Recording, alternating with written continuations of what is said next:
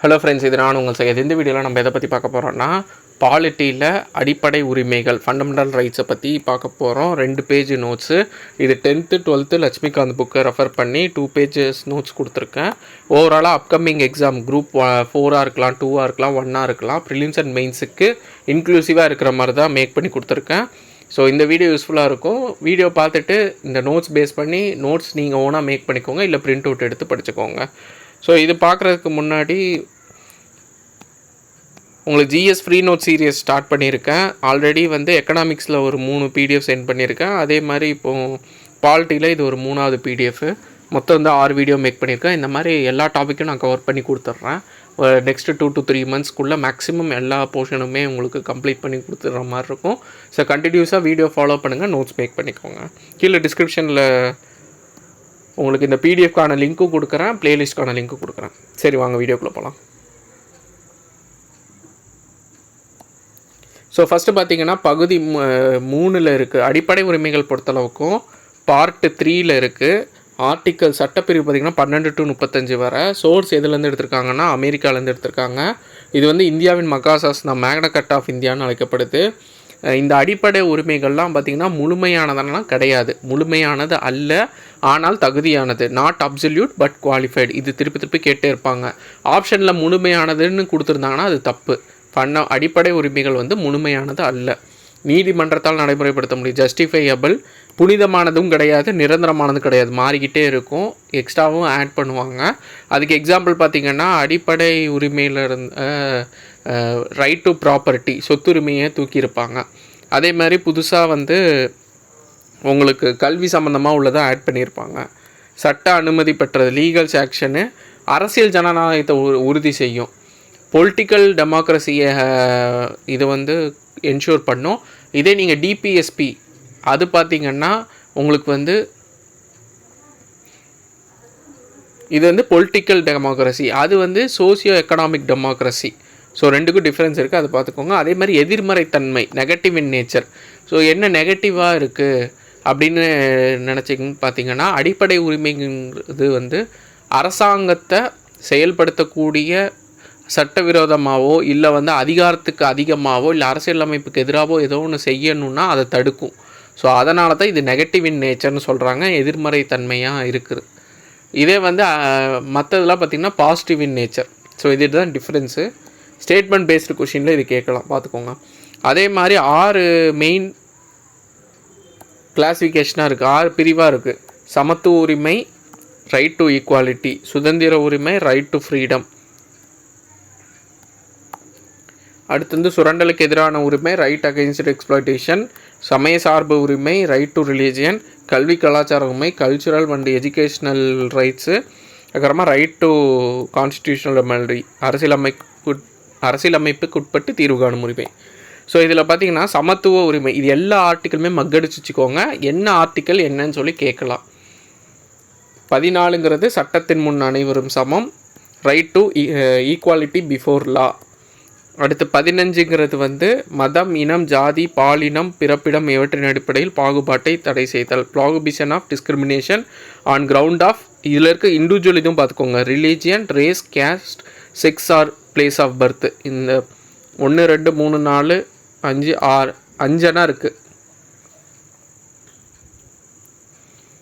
So இந்த 5 பார்த்துக்கோங்க, இதை வச்சும் கேட்கலாம். அடுத்து 16ங்கிறது பொது வேலைவாய்ப்புகளில் சம வாய்ப்பளித்தல், equal opportunity in term of public employment.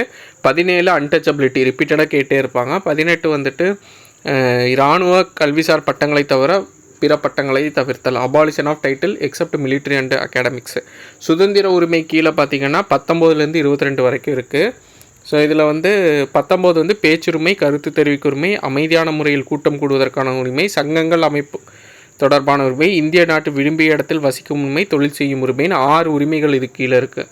So இந்த 6ஐயும் பார்த்து வச்சுக்கோங்க. Freedom of speech and expression, assembly, association, movement, residence, profession. அடுத்து 20 பார்த்திங்கன்னா குற்றம் சாட்டப்பட்ட நபர்களுக்கான உரிமை மற்றும் தண்டனையிலிருந்து பாதுகாப்பு பெறும் உரிமை, protection in respect of conviction for offences. 21 வாழ்க்கை மற்றும் தனிப்பட்ட சுதந்திரத்திற்கு பாதுகாப்பு பெறும் உரிமை, protection of life and personal liberty.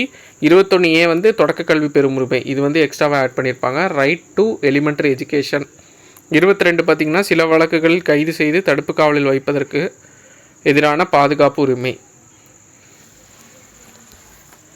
So protection against arrest and detention in certain cases. So இந்த 21A ஆல்ரெடி பார்த்திங்கன்னா நம்ம போன வீடியோவில் வந்துட்டு ஃபண்டமெண்டல் டியூட்டிஸில் வந்து ஆட் பண்ணியிருக்காங்க அப்படின்னு சொல்லியிருப்போம். ஸோ அதே கான்ஸ்டியூஷனல் அமெண்ட்மெண்ட் படி தான் இதுவும் ஆட் பண்ணியிருப்பாங்க. ரைட் அகைன்ஸ்ட் எக்ஸ்ப்ளாய்டேஷன் வந்து article 23 prohibition of traffic in humans beings and forced labour. கட்டாய வேலை மற்றும் கொத்தடிமை முறை மனித தன்மையற்ற வியாபாரத்தை தடை செய்கிறது. 24 வந்து தொழிற்சாலை மற்றும் ஆபத்தான இடங்களில் குழந்தை தொழிலாளரை இது பண்ணுறது. Prohibition of employment of children factories. சமய சார்பு உரிமையில் பார்த்திங்கன்னா 25 வந்து எந்த ஒரு சமயத்தை ஏற்கவும் பின்பற்றவும் பரப்பவும் உரிமை. Freedom of conscience and free profession practice propagation of religion. 26 வந்து சமய விவகாரங்களை நிர்வகிக்கும் உரிமை. Freedom to manage religious affair. 27 பார்த்திங்கன்னா எந்த ஒரு மதத்தையும் பரப்புவதற்கு வரி செலுத்துவதற்கு எதிரான உரிமை. டேக்ஸ் பேமெண்ட்லேருந்து ரிலீஃப் கொடுத்துருப்பாங்க. 28 பார்த்திங்கன்னா பிரிவு 28 வந்து மதம் சார்ந்த கல்வி நிறுவனங்களில் நடைபெறும் வழிபாடு அறிவுரை நிகழ்வுகளில் கலந்து கொள்ளாமல் இருக்க உரிமை அளிப்பாங்க. Freedom from attending religious instruction worship in certain educational institution. கல்வி கலாச்சார உரிமையில் பார்த்திங்கன்னா இதுவும் ரிப்பீட்டடாக கேட்டே இருப்பாங்க. 29 வந்து சிறுபான்மையினரின் எழுத்து மொழி கலாச்சார பாதுகாப்பு. Protection of language script culture. 30 பார்த்திங்கன்னா சிறுபான்மையினர் கல்வி நிறுவனங்களை நிர்வகிக்கும் உரிமை. Right of minority to establish and administrator educational institution. அரசியலமைப்புக்குட்பட்டு தீர்வு காணும் உரிமையில் பார்த்திங்கன்னா ஆர்டிகல் 32 இருக்குது. ஸோ இந்த 32 பார்த்திங்கன்னா ரொம்ப ரொம்ப இம்பார்ட்டன்ட். 5 நீதி பேராணை இருக்குது. உச்ச நீதிமன்றத்தில் சட்டப்பிரிவு 32 கீழேயும், உயர் நீதிமன்றம்னா ஆர்டிகல் 226 கீழேயும் பவர் இருக்குது. இவங்க வந்து நீதி பேராணை வெளியிடலாம். மொத்தம் 5 வகை இருக்குது. உச்ச நீதிமன்றம் தான் அரசியலமைப்பு சட்டத்தின் பாதுகாவலர்னு அழைக்கப்படுறாங்க, guardian of constitution. Heart and soul of the constitution B.R. Ambedkar எதை சொல்கிறாங்கன்னா ஆர்டிக்கல் 32 சட்டப்பிரிவு 32 தான் சொல்கிறாரு. நீதி பேராண்மை பேராணை பொறுத்தளவுக்கு மொத்தம் 5. ஸோ இதில் நான் ஃபஸ்ட்டு லைன் கொடுத்துருக்கேன் பாருங்கள், அதே மாதிரி இங்கே சைடில் கொடுத்துருப்பேன். இதை மேட்ச் த ஃபாலோயிங்கில் கேட்டிருக்காங்க. இது புக்கில் இல்லை, எக்ஸ்ட்ராவை பார்த்து வச்சுக்கோங்க. ஆட்கொணர்வுங்கிறது உடலை கொண்டு வருதல், to have a body of. கட்டளையுறுத்தணுங்கிறது ஆணையிடுதல், வி கமாண்ட். தடையுறுத்துங்கிறது நிறுத்துதல், டு ஃபார்பிட். செட்டியோருங்கிறது ஆவணக்கேட்பு, டு பி சர்டிஃபைடு. தகுதிமுறை வினவுதல்ங்கிறது எந்த அதிகாரத்தில் இருக்குது, by what authority or warrant. ஆட்கொணர்வுங்கிறது வந்து சட்டவிரோதமான கைதிகள்லேருந்து பாதுகாக்குது. யார் சொல்கிறாங்களோ அவங்கள வந்து ஆஜர்படுத்துகிற மாதிரி இருக்கும். கட்டளையுறுத்துங்கிறது பார்த்திங்கன்னா பொது அதிகாரிகளை கடமை செய்ய வலியுறுத்தி கட்டளையிடக்கூடிய ஆணை. தடையுறுத்துங்கிறது துணை நீதிமன்றம் அதன் அதிகார வரம்புக்கு அப்பால் செயல்படுவதை தடுக்கிறது. ஆவண கேட்புங்கிறது உயர்நீதிமன்றம் வந்து ஆவணங்களை நியாயமான பரிசீலனைக்கு வந்து தன்னுக்கோ இல்லை அதுக்கு கீழே இருக்கிற உரிய அதிகாரிக்கும் அனுப்ப கீழ் நீதிமன்றத்தை வந்து ஆணை பிறப்பிக்கிறது. தகுதி முறைனா சட்டத்துக்கு புறம்பாக தகாத முறையில் அரசு அலுவலகத்தை கைப்பற்ற தடை. அதாவது குவாலிஃபிகேஷன், இவங்களுக்கு என்ன குவாலிஃபிகேஷன் அப்படிங்கிறது டிசைட் பண்ணுறது, அது சம்மந்தமான. சொத்துரிமை பார்த்திங்கன்னா 31 கீழே இருந்தது. இது வந்து ஃபஸ்ட்டு கான்ஸ்டிடியூஷனல் ரைட்ஸாக இருந்தது. அதுக்கடுத்து அதை கான்ஸ்டிடியூஷனல் ரைட்டாக தூக்கிட்டு டிலீட் பண்ணிட்டாங்க. 31க்கு பதிலாக 300A ஆர்டிக்கலில் பார்ட் 12 கீழே சொத்து உரிமையை சேர்த்துட்டாங்க. இப்போ அது என்ன ரைட்டாக இருக்குன்னா லீகல் ரைட்டாக தான் இருக்குது. ஸோ லீகல் ரைட்டு சட்ட உரிமையாக இருக்குது. ஸோ ஃபஸ்ட்டு இருந்தது கான்ஸ்டிடியூஷனல் ரைட், இப்போ இருக்கிறது லீகல் ரைட். இது நடந்தது பார்த்திங்கன்னா 44வது திருத்த சட்டம் 1978. அடிப்படை உரிமைகளை நிறுத்தி வைக்கிறது பார்த்திங்கன்னா பிரிவு 352 கீழே தேசிய அவசர நிலை பிரகடனப்படுத்துகிறாங்கன்னா 19 வந்து தானாகவே நிறுத்தப்படும். இது எப்போ நிறுத்துவாங்கன்னா ஆர்மடு எக்ஸ்டர்னல் அக்ரஷன், அதாவது வெளிப்புற ஆக்கிரமிப்பு, வெளியிலேருந்து வாராது அந்த மாதிரி வந்தாங்கன்னா உங்களுக்கு நிறுத்துவாங்க. இதே இன்டர்னலாக உள்ளுக்குள்ளே கலவரங்கள்லாம் நடந்ததுன்னா இந்த 19 நிப்பாட்ட மாட்டாங்க. வெளிப்புற ஆக்கிரமிப்பு மூலயமா தான் அந்த டைமில் தான் நிப்பாட்டுவாங்க. அதுக்கப்புறமா பார்த்திங்கன்னா ஜனாதிபதி வந்து ஒரு குறிப்பிட்ட ஆர்டிக்கலை வந்து சஸ்பெண்ட் பண்ணலாம். ஆனால் அது நாடாளுமன்ற பார்லிமெண்ட் வந்து ஒப்புதல் வழங்கணும். அதுக்கப்புறமா சட்டப்பிரிவு 20, 21 வந்து எந்த காரணத்தில் கொண்டு தடை பண்ண முடியாது. அடுத்து சிக்னிஃபிகன்ஸ், முக்கியத்துவம், அடிப்படை உரிமைகளோட முக்கியத்துவம். இது புக்கில் கொடுத்துருக்க மாட்டாங்க, லட்சுமிகாந்த் புக்கில் இருக்குது. ஜனநாயக அமைப்பின் அடித்தளம், பெட்ராக் ஆஃப் டெமோக்ராட்டிக் சிஸ்டம்.